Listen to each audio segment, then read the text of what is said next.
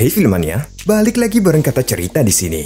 Kali ini Bah Legend bakal mengulas film The Flash yang baru aja rilis bulan kemarin. Konon, film ini merupakan sebuah tombol reset bagi DC Universe sebagai mega proyek yang bakal dihandle oleh Mamang James Gunn ke depannya.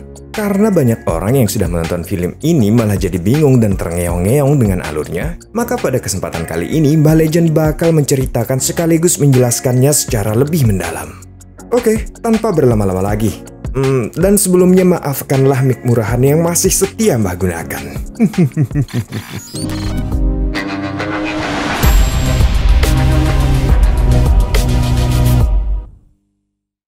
Di awal film, kita diperlihatkan sosok Barry Allen atau The Flash yang mampir ke sebuah kedai sebelum dirinya berangkat ke kantor.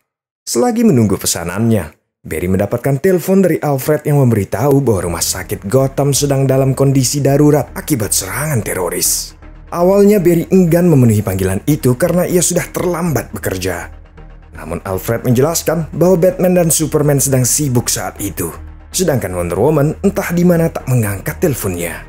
Alhasil Barry pun tak punya pilihan. Ia bergegas secepat kilat ke kota Gotham untuk menyelamatkan orang-orang yang terjebak di rumah sakit. I love you. Thank you. You seem very nice also. Patching you into Mr. Wayne.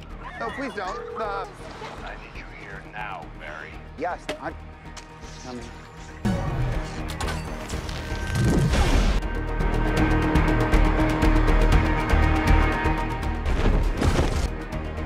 Sementara Barry melakukan misi penyelamatan, Batman malah sibuk ugal-ugalan di jalanan.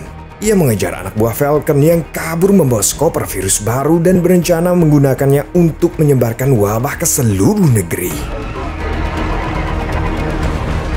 Barry merasa kesal karena posisinya di Justice League selalu sebagai tukang bersih-bersih, sedangkan yang lain selalu mengemban misi yang lebih penting. Di sisi lain, Bruce masih berusaha mengejar para penjahat. Tak berselang lama, para polisi ikut dalam aksi penangkapan itu. Tapi mereka tidak bisa mengimbangi anak buah Falcon yang bersenjata lengkap. Di waktu yang sama, Alfred yang juga adalah pengasuh Bruce Wayne memberitahu Barry bahwa gedung bagian tenggara akan segera runtuh. Ia harus segera mengevakuasi orang-orang di dalamnya, di mana terdapat seorang pengasuh dan bayi-bayi yang terjebak di ruangan. Sialnya metabolisme tubuh Barry yang cepat juga membuat perutnya selalu keroncongan. Ia harus segera mengonsumsi makanan untuk mengembalikan energinya.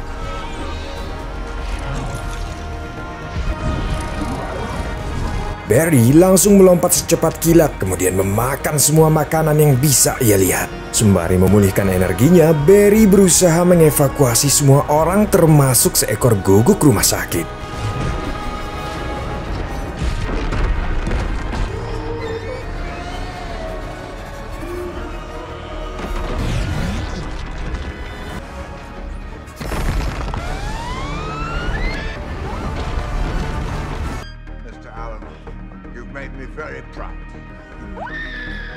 Sementara itu Bruce semakin dekat dengan anak buah Falcon. Dengan peralatan canggihnya, ia berhasil melalui segala rintangan yang mereka buat. Bruce akhirnya bisa menangkap anak buah Falcon yang membawa virus itu. Namun, ia harus membawa anak buah Falcon ke atas agar virus tersebut tidak terjatuh dan mencemari sungai. Lama kemudian, Wonder Woman datang membantu dan Barry pun bergabung bersama mereka. Di sini, Bruce baru menyadari kalau Wonder Woman menyelamatkannya dengan menggunakan lasso of truth yang membuat siapapun yang tersentuh secara tidak sadar mengatakan kejujuran. I know sex exists, I've just never experienced it. The sex thing was a metaphor for... Just let it go. Yeah, bye, Batman. Akibat aksi heroiknya, Barry pun terlambat sampai di kantor. Tentu saja bosnya memarahi Barry karena ia selalu terlambat. Di samping itu, di kantor Barry selalu dibully oleh kedua rekan kerjanya, yaitu Albert dan Patty.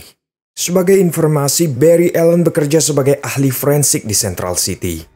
Sepulang kerjanya, Barry bertemu lagi dengan teman sekolahnya yang bernama Iris West. Kini Iris bekerja sebagai wartawan kota. Barry merasa senang bisa bertemu dengan wanita yang ia suka sejak SMA. Tapi sesaat kemudian Barry merasa geram karena Iris ternyata mendatanginya untuk mengulik kasus ayah Barry si Henry Allen. Henry telah mendekam di penjara Iron Heights selama belasan tahun akibat tuduhan membunuh Nora Allen, istrinya yang tak lain adalah ibu Barry. Namun Barry tidak percaya pada hal tersebut. Ia berjanji akan membuktikan kepada semua orang bahwa ayahnya tidak bersalah. Saat ia sampai di apartemennya, Barry langsung dihubungi oleh ayahnya. Ia lalu memutar video CCTV yang telah direkonstruksi oleh Bruce Wayne dan mengatakan kalau itu bisa menjadi alibi ayahnya di persidangan. Namun Barry kembali menemukan kesialan. Henry tidak pernah melihat ke atas hingga wajahnya tak tertangkap oleh kamera CCTV. Henry pun sudah pasrah. Ia meminta Barry untuk berhenti mencari tahu dan terus melanjutkan hidupnya. Sementara ayahnya terus berbicara, Barry tiba-tiba sudah tiba di rumah lamanya.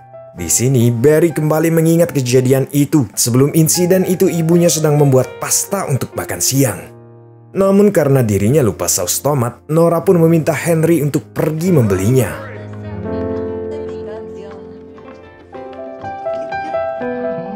Dan ketika Henry pulang, Nora sudah tidak sadarkan diri dengan pisau menancap di dadanya. Sayangnya ia tidak bisa menolong istrinya yang sekarat kehabisan darah.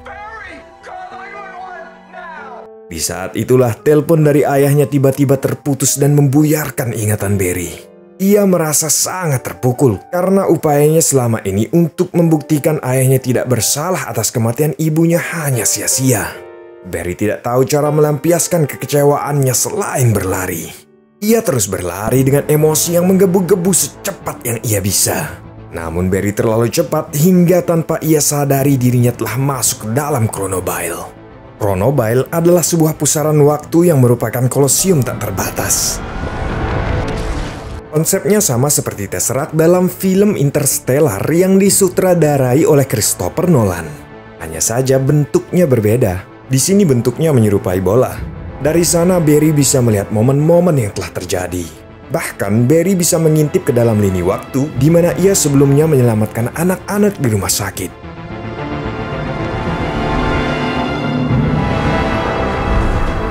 Wait, sutradaranya ngarang? Nggak bre. Sutradaranya Om Andy Muschietti ngambil ide ini dari mbah kita semua, Mbah Albert Einstein, yang dalam teori relativitasnya pernah bilang kalau waktu itu relatif. Jadi kalau manusia bisa melaju melebihi kecepatan cahaya, maka manusia itu bisa menghentikan waktu. Jadi saking cepatnya si Barry berlari, dia sampai bisa menembus ruang dan waktu yang direpresentasiin sebagai Chronobile di film ini. Oke, lanjut. Selepas hal itu, Barry pun menceritakan hal tersebut kepada Bruce Wayne. Barry mengatakan bahwa ia bisa menyelamatkan kedua orang tuanya. Bahkan, ia juga bisa menyelamatkan orang tua Bruce Wayne. Namun Bruce Wayne melarang Barry melakukan hal itu. Ia berusaha menasehati Barry dan mengatakan jika Barry melakukan kontak dengan orang tuanya atau dirinya sendiri di masa lalu, bisa saja hal itu berdampak buruk dalam realitas masa kini. I could say both of them. You could also destroy everything. These scars we have make us who we are. We're not meant to go back and fix them. And there's nothing broken with you that needs to be fixed. Saat Bruce pergi, Iris mampir ke rumah Barry untuk meminta maaf atas tindakan bodohnya siang tadi. Barry sangat mudah memaafkan dan akhirnya mereka pun ngobrol seolah tidak terjadi apa-apa sebelumnya. Sampai akhirnya obrolannya dengan Iris membuat Barry berpikir jika ia bisa merubah sesuatu tanpa melakukan kontak dengan siapapun di masa lalu, maka kemungkinan hal itu tidak akan berdampak besar di masa depan. Meskipun Bruce Wayne telah memperingatnya, namun Barry meninggalkan Iris di apartemennya dan berlari secepat mungkin untuk memasuki Chronobile.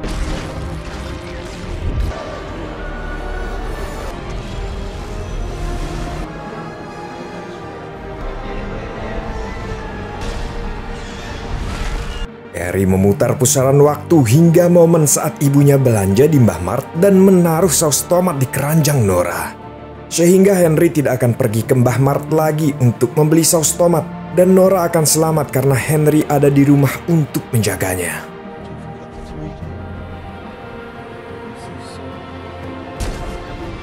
Dari dalam Chronobile, Barry bisa melihat jika Nora berhasil hidup sampai Barry berusia 18 tahun. Barry pun merasa bahagia melihat kilasan-kilasan momen itu dan ingin segera kembali untuk menemui kedua orang tuanya. Namun sebuah entitas misterius tiba-tiba datang memukul Barry hingga dirinya terpental dari Chronobile dan terjerembab di depan rumah orang tuanya. Barry segera melucuti pakaian dua orang kakek nenek di pinggir jalan dan segera memasuki rumah. Ia mendapati ibunya yang masih hidup serta ayahnya yang tak pernah masuk penjara. Singkat cerita, saat sedang makan siang bersama ayah dan ibunya, ia melihat Barry yang masih berusia 18 tahun berjalan ke arah rumah. Mau tak mau, ia pun pamit ke kamar mandi dan keluar mencegat Barry muda menggunakan topeng celana dalam. Alhasil, akibat kecerobohannya Barry muda pun berhasil melepas topeng celana dalamnya. Seharusnya tidak boleh ada interaksi di antara mereka. Barry kemudian membawa Barry muda ke kamarnya. Dari sini, untuk menghindari miskonsepsi, kita akan menyebut Barry 18 tahun sebagai Alan. Kemudian Barry menjelaskan kalau dirinya berasal dari masa depan dan memiliki berbagai skill kecepatan super. Di sisi lain, Alan justru bersikap seperti bocah dan mengabaikan perkataan Barry. Karena dirinya sudah muak, Barry pun memutuskan untuk kembali ke masa depan dan memukul Alan hingga pingsan. Agar nanti ketika sadar, Alan berpikir bahwa dirinya sedang berhalusinasi. Namun tiba-tiba ia mendengar suara petir. Disinilah Barry sadar kalau hari itu adalah tanggal 29 Desember, hari di mana ia mendapatkan kekuatannya. Dan jika Alan tidak mendapatkan kekuatannya hari ini, maka berarti di masa depan Barry juga tidak memiliki kekuatan apapun. Atau yang lebih buruk lagi, ia tak bisa kembali ke masa depan. Barry pun memujuk Alan untuk membatalkan kencannya dan ikut ke laboratorium Central City. There might not be a future if you don't come with me now. Mereka menyelinap dengan menggetarkan molekul tubuhnya dengan kecepatan tinggi hingga frekuensi tertentu untuk menembus benda-benda padat seperti tembok.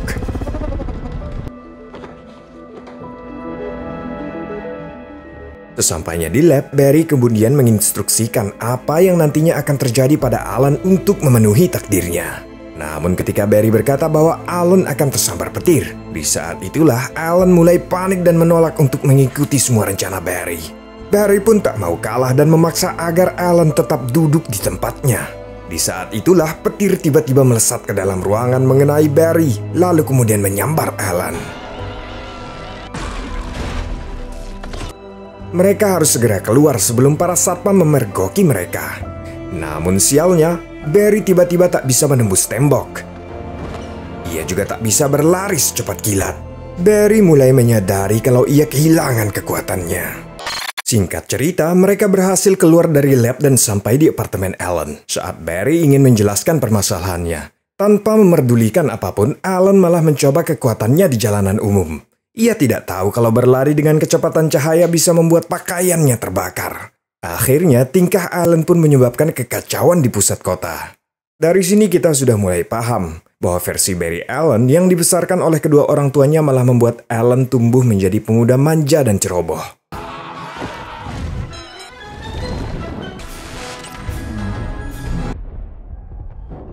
Saat Alan kembali, dengan kesabaran ekstra Barry menjelaskan, jika ingin menggunakan kekuatannya, Alan harus menggunakan kostum khusus agar pakaiannya tidak terbakar. Bukannya menyimak, Alan malah mencoba menggetarkan molekul tubuhnya. Namun Alan malah mengagetkan nenek-nenek di apartemen bawahnya yang sedang mandi. Keesokan harinya Barry mengajarkan Alan cara menggunakan kekuatannya. Barry juga meminjamkan cincin The Flash agar Alan bisa menggunakan kostum miliknya. Namun selagi mencoba kostum tersebut, semua orang tiba-tiba panik. Kedua Barry pun langsung mencari tahu apa yang terjadi. Dan tak disangka-sangka, di bar mereka menyaksikan kemunculan Perdana Jenderal Zod yang telah turun ke bumi untuk mencari warga Krypton yang sedang bersembunyi. Sekedar mengingatkan, Jenderal Zod adalah musuh Superman yang pernah muncul di film Superman 2018. Karena Barry melakukan perjalanan ke tahun 2018, maka secara otomatis di sini ia bertemu dengan Jenderal Zod. Namun anehnya, Alan tidak mengetahui apapun tentang Superman. Seolah-olah di dalam realitas ini tidak ada pahlawan super. Barry kemudian menceritakan tentang Jenderal Zod yang akan menggunakan mesin terraformnya untuk mengubah bumi menjadi planet Krypton. Ketika peristiwa itu terjadi, Barry baru mendapatkan kekuatannya. Saat itu Barry hanya bisa menyelamatkan seorang anak. Namun ia gagal menyelamatkan ayah dari anak tersebut. Satu-satunya yang setara untuk mengalahkan Jenderal Zod adalah Superman. Oleh karena itu, mereka harus mencari keberadaannya, sekaligus mengumpulkan member Justice League yang lain, seperti Batman, Wonder Woman, Cyborg, dan Aquaman. Keduanya kembali ke apartemen, dan terkejut saat melihat Albert dan Patty yang kelak akan menjadi teman sekantornya baru saja terlibat dalam proyek mencetak individu baru. Anehnya di realitas ini mereka adalah sepasang kekasih, dan Alan akrab dengan keduanya. Berselang lama, Barry langsung mencari keberadaan manusia super lainnya dari internet. Namun tak ada satupun yang ia temukan. Cyborg masih menjadi seorang pemain baseball. Wonder Woman tak diketahui keberadaannya. Dan yang paling aneh, Aquaman atau Arthur Curry tak pernah dilahirkan. Karena di sini ayahnya tidak pernah menikah dengan Ratu Atlantis. Dari sini Barry mulai menyadari akibat dari tindakannya yang telah mengacaukan jalannya sejarah dunia. Bahkan Obama bukan presiden kulit hitam pertama. Dan Raphael Alun Trisambodo tidak pernah menggelapkan uang pajak. Barry mulai stres akibat ulahnya sendiri, namun mereka masih punya kesempatan karena ternyata Batman ada dalam realitas ini. Barry dan Alan pun langsung pergi ke mansion mewah milik keluarga Wayne. Namun entah kenapa mansion tersebut tampak terbengkalai seperti dalam film-film horor. Ketika sedang mencari Bruce Wayne, tiba-tiba sesosok misterius menyerang mereka.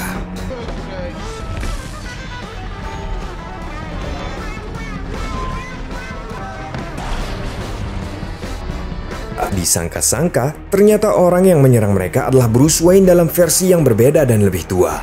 Bruce yang ini sudah pensiun karena kota Gotham sekarang sudah aman dan tak membutuhkan Batman lagi. Di sana Barry menceritakan apa yang akan dilakukan Jenderal Zod apabila mereka tak menghentikannya. Barry berusaha meyakinkan Bruce bahwa ia datang dari masa depan, sehingga dirinya tahu persis apa yang harus mereka lakukan saat ini. Bruce kemudian menjelaskan konsep realitas pada Barry dengan menggunakan spaghetti. Di sini konsep yang dijelaskan Bruce sungguh berbeda dari MCU yang juga kompetitor dari DC Universe. Bruce menjelaskan perjalanan waktu yang Barry lakukan mengakibatkan timeline terputus secara otomatis dan menciptakan realitas yang jauh berbeda. Apa yang Barry lakukan tak hanya mengubah masa depan, tapi juga mengubah masa lalu. Yang mana artinya Barry sebenarnya saat ini berada di alternative universe. Semua itu disebabkan oleh rusaknya tatanan waktu akibat penggunaan Chronobile, sehingga membentuk cabang-cabang realitas, dan inilah yang disebut dengan konsep multiverse. When you go back and change the past, you create a fulcrum. You put yourself on a whole nother strand of spaghetti. New future, new path. The multiverse. There will be inevitable intersections. Walaupun begitu, Barry tetap ingin menyelamatkan universe ini dan memperbaiki kesalahannya. Barry meminta Bruce untuk membantu menemukan Superman di universe itu. Namun Bruce menolak, tekadnya sudah bulat untuk pensiun dari dunia persuperheroan. Alhasil, Barry pun menyelinap ke Batcave untuk mulai mencari superhero lainnya menggunakan alat-alat canggih milik Bruce Wayne. Selagi Barry sibuk, Alan justru bermain-main seperti bocah dan membuat Barry sangat marah. Terlebih lagi, Alan diketahui tak menghargai barang-barang pemberian orang tua mereka. Di sini, Barry segera sadar bahwa ia berbeda dari Alan. Ia adalah versi Barry Allen yang tumbuh besar tanpa orang tua, dan hal itu menjadi sebuah poin yang membuat sikap mereka sangat berbeda. Barry pun meminta maaf kepada Alan. Di lain pihak, Bruce juga terus memantau apa yang dilakukan oleh duo Barry di markasnya melalui kamera pengintai. Karena melihat kegigihan Barry, Bruce kemudian memberikan berkas-berkas rahasia tentang kemunculan UFO dari Krypton. Melalui berkas itu, Barry mengetahui ternyata Superman di universe itu tidak turun di Amerika, melainkan turun di Rusia. Barry kemudian kembali membujuk Bruce lewat kamera di Batcave. Ia berkata seluruh dunia akan hancur dan Gotham akan musnah jika Bruce tak mau membantu mengalahkan Jenderal Zod. Akhirnya perkataan Barry pun membuat Bruce berubah pikiran dan sepakat untuk membantu mereka.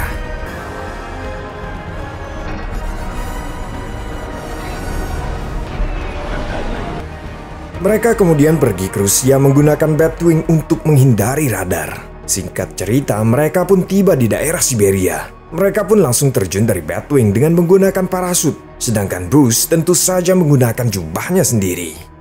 Mereka menyusup ke sebuah kamp militer yang diduga sebagai tempat keberadaan Superman dan berpencar untuk mempersingkat waktu. Namun naasnya, gara-gara kecerobohan Alan, mereka semua ketahuan, dan pasukan khusus Rusia pun langsung datang mengepung. Untung saja Bruce segera datang dan menumbangkan mereka semua dengan skill bertarungnya.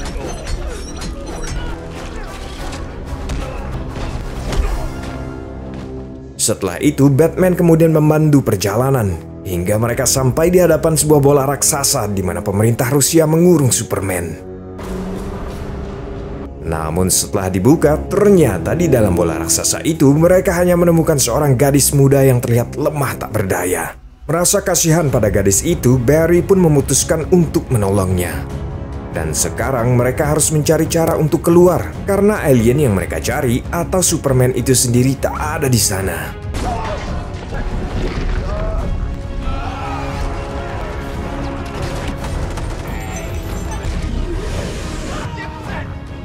Setelah mengelabui penjaga, mereka melarikan diri melalui lift manual. Namun setelah sampai di permukaan, lagi-lagi mereka dihadang oleh lusinan penjaga yang melindungi fasilitas rahasia itu. Di saat mereka mulai tersudut, tiba-tiba gadis yang mereka tolong melayang.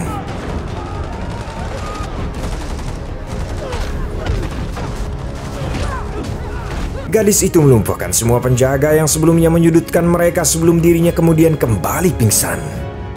Singkat cerita, mereka membawa gadis ajaib itu kembali ke mansion keluarga Wayne. Sementara Bruce sedang mengobati luka-lukanya, gadis itu kembali tersadar. Ia memperkenalkan dirinya sebagai Kara Zor-El, yang merupakan sepupu dari Kal-El atau Mang Suparman yang sama-sama berasal dari planet Krypton dan terdampar di bumi. Karena Kara terlihat masih lemah, Alan lalu membawanya ke atap rumah untuk mengganti kostum dan memulihkan kekuatannya. Dalam waktu singkat, radiasi dari sinar matahari mampu membuat energi Kara kembali pulih dan terlihat glowing kembali. Bahkan bersinnya Kara mampu menghancurkan ornamen yang ada di dekatnya. Di sini, Alan meminta Kara untuk membantu umat manusia melawan Jenderal Zod. Namun Kara menolak. Kara berkata bahwa umat manusialah yang telah mengurungnya dan membuat dirinya sebagai bahan eksperimen. Setelah itu pun Kara pergi dari sana. Di Batcave, Barry meminta bantuan Bruce untuk mengembalikan kekuatannya dengan mengulang proses saat ia dikelilingi oleh bahan kimia dan petir menyambarnya. Bruce berkata bahwa proses itu kali ini bisa saja membunuh Barry. Namun Barry tetap keras kepala dengan mengatakan bahwa ia harus menghentikan Jenderal Zod untuk memperbaiki kesalahannya. Ia juga bercerita tentang aksi menyelamatkan ibunya yang mana kejadian itu malah membuat kekacauan di dunia. Jika saja ia bisa merelakan kepergian ibunya, maka sejarah dunia akan berjalan sebagaimana mestinya. Dan pastinya Superman akan tetap ada untuk menghentikan Jenderal Zod. Barry tidak ingin Alan mengetahui jika ia tak kembali ke masa lalu, sebenarnya ibunya pastilah sudah tewas dan ayahnya dipenjara karena hal itu. Namun yang mereka tidak tahu, Alan sedang berada di bawah dan menguping semua obrolan mereka. Sementara itu, Kara diam-diam terbang ke suatu tempat untuk mengawasi Jenderal Zod dan anak buahnya Faora dari kejauhan. Kara hanya diam saat melihat Jenderal Zod dan pasukannya membantai para tentara yang tidak mau bekerja sama untuk menyerahkan Superman. Di sisi lain, Barry bersiap melalui proses untuk mendapatkan kekuatannya. Bruce memancing badai petir menggunakan alat bermuatan negatif agar menyambar tubuh Barry.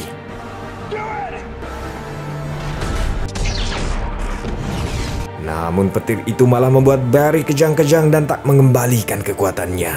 Barry terluka parah. Namun Barry tak peduli. Ia meminta Bruce untuk terus memancing sambaran petir itu sampai kekuatannya kembali. Sayangnya sirkuit mesin itu malah rusak dan terbakar. Hingga akhirnya Kara datang tepat waktu dan membawa Barry terbang ke langit untuk mendapatkan sambaran petir secara langsung.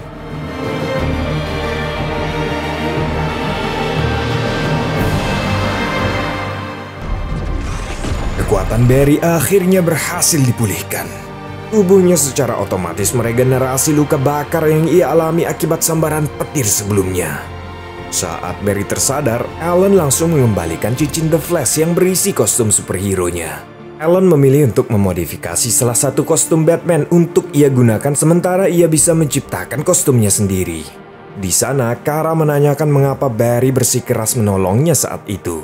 Barry mengatakan bahwa ia menolong karena memang saat itu Kara membutuhkan bantuannya. Barry menambahkan bahwa tak semua manusia itu jahat. Ada banyak manusia yang berhati baik dan bumi layak untuk diselamatkan. Akhirnya perkataan Barry mampu menggugah hati Kara untuk membantu mereka melawan Jenderal Zod. Di samping itu, Kara juga berniat untuk mencari sepupunya Kal-El. You wanna get nuts? Let's get nuts. Setelah menyatukan suara, mereka pun sepakat untuk berangkat ke medan tempur melawan Jenderal Zod.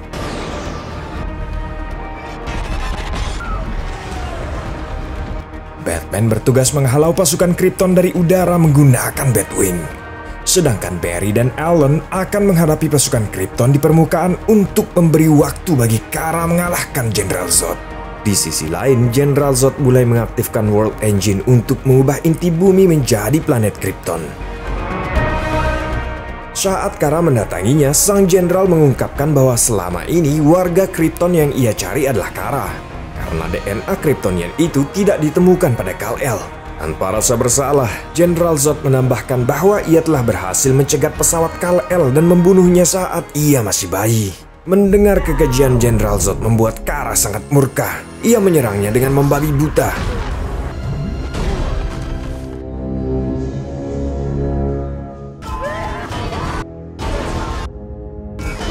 Bersamaan dengan itu, Alan akhirnya mulai belajar mengendalikan kekuatannya. Ia bahkan sudah bisa menciptakan aliran petir yang bisa melumpuhkan tentara Krypton. Alan dan Barry pun mulai menggila di medan pertempuran. Namun saat mereka sedang di atas angin, tiba-tiba keadaan mulai berbalik. Bruce justru terkena serangan yang menyebabkan ia tak bisa keluar dari Batwing. Bruce akhirnya pasrah dan mengorbankan dirinya dengan menabrakkan Batwing ke pesawat Jenderal Zod. Sampai di situ, saat dirinya lengah, Kara juga ditikam oleh Jenderal Zod ketika ia berusaha mematikan World Engine. Setelah itu, anak buah Zod mulai mengekstraksi kode Kryptonian dari darah Kara. Duo Flash yang tidak mau perjuangan mereka berakhir sia-sia pun nekat ke Chronobile untuk kembali ke beberapa saat sebelumnya guna mencegah kematian Bruce dan Kara. Namun sayangnya Kara tetap tewas di tangan Jenderal Zod. Sedangkan Bruce tidak tewas karena menabrak pesawat Zod, melainkan tewas setelah melakukan duel 1 lawan 1 melawan Namek. Tak terima dengan kematian Bruce, Barry dan Alan kemudian bersatu untuk meledakkan Namek. Alan gagal melakukan getaran molekular hingga tangannya tertusuk oleh pecahan kostum milik Namek. Alan tak bisa menerima jika mereka tetap gagal. Ia kemudian kembali ke Chronobile untuk terus mencoba merubah setiap variabel kemungkinan yang ia bisa. Namun usahanya selalu sia-sia karena apapun yang ia perbuat tetap tak bisa mencegah kematian Bruce dan Kara. Dari sinilah Barry mulai menyadari jika ini merupakan persimpangan waktu yang tak bisa dirubah seperti yang dikatakan Bruce sebelumnya. Barry pun mencoba meyakinkan Alan bahwa semua ini tak terhindarkan. This is what Bruce was talking about. Barry, this is inevitable. We can try 1,000,000 times and we're not going to be able to fix this. Barry meminta Alan untuk melihat perbuatan mereka yang mengakibatkan timeline itu mulai porak-poranda. Ia bertanya apakah kali ini Barry akan kembali untuk membiarkan ibu mereka terbunuh. Tiba-tiba entitas yang sebelumnya menendang Barry keluar dari Chronobile kembali muncul menyerang Barry. Saat Alan menyerang balik, di saat itulah terungkap bahwa ternyata entitas misterius itu adalah Alan sendiri dalam versi yang sudah tua, yang dikenal sebagai Dark Flash. Bahkan Alan sendiri terkejut melihat kesamaan bekas luka di wajah mereka. Akibat perbuatan para Flash ini, universe-universe alternatif sebentar lagi akan bertabrakan. Mulai dari universe Superman era 70-an, Superman era 80-an, Batman versi Adam West, The Flash versi Jay Garrick, hingga Superman gondrong versi Nicolas Cage yang sempat mengikuti cast di tahun 90-an, namun sayangnya proyek itu akhirnya dibatalkan. Melihat akibat dari perbuatan mereka, akhirnya Alan memutuskan untuk melindungi Barry dari serangan Dark Flash, hingga mengakibatkan dirinya tewas. Kematian Alan secara otomatis menghapus eksistensi Dark Flash. Karena Alan dan Dark Flash sejatinya adalah versi The Flash yang sama dan dari timeline yang juga sama. Kematian Dark Flash akhirnya kembali memulihkan realitas-realitas alternatif. Barry pun tidak membiarkan pengorbanan Alan sia-sia. Ia memutuskan untuk kembali ke masa lalu dan mengambil saus tomat dari keranjang belanja Nora Allen dan melewati momen itu untuk merelakan kematian ibunya. Selain itu, Barry juga memindahkan susunan kaleng tomat dan memperbaiki CCTV di toko tersebut agar ayahnya melihat ke atas dan wajahnya terekam untuk menjadi alibi di persidangan. Saat Barry kembali ke dunianya, ia langsung menghadiri persidangan Dan pada akhirnya Henry Allen, ayah Barry, kemudian terbukti tidak bersalah atas hukuman yang selama ini ia terima. Selepas persidangan itu, Iris datang menemui Barry dan mengucapkan selamat atas keberhasilannya yang selama ini tak putus asa mencoba untuk membuktikan bahwa ayahnya tak bersalah dalam kasus pembunuhan ibunya. Tak berselang lama, Barry juga mendapatkan telepon dari Bruce Wayne yang juga mengucapkan selamat. Namun tak disangka-sangka, Bruce yang menelpon itu bukanlah orang yang ia kenal, melainkan Bruce Wayne versi George Clooney yang merupakan Batman di film Batman tahun 1997. Jadi sebenarnya apa yang terjadi di ending film ini? Bisa berarti kali ini Barry sedang berada di timeline lain, alih-alih ia berhasil kembali ke realitas asalnya. Hal itu diperkuat dengan bertemunya Barry dengan Arthur Curry di post-credit scene. Di sana, Barry mengatakan bahwa ia selalu menemukan Bruce Wayne atau Batman dalam versi yang berbeda.